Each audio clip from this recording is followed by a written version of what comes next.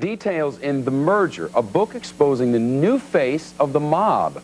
Joining us now, Jeffrey Robinson, author of The Merger. He's with us from our Washington newsroom. Jeffrey, good to see you. Great to see you. This book, a tale of all the different big crime families really around the world and how they've interconnected using the World Wide Web, even a submarine.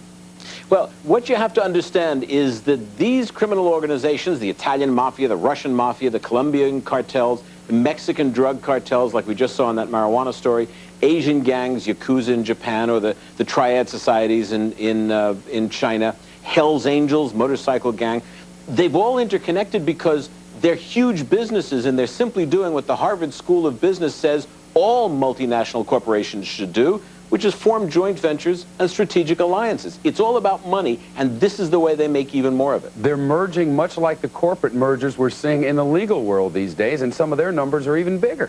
It's exactly right. Listen, in 1994, the Cali cartel had profits 3 times greater than General Motors. I mean, these are huge industries. I'll give you a perfect example of what happens. Cali decides they want to open up the European market, just like any business looking for a new market.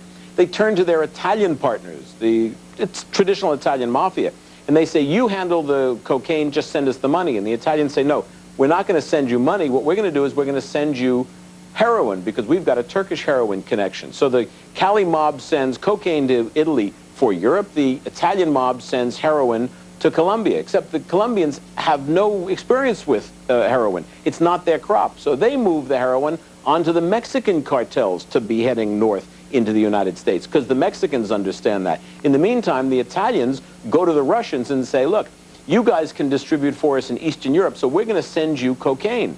All you have to do is send us money. And the Russians say, well, we're not actually going to send you money. We're going to send you guys fissile materials, you know, uranium things that go tick, tick, tick on Geiger counters and blow up.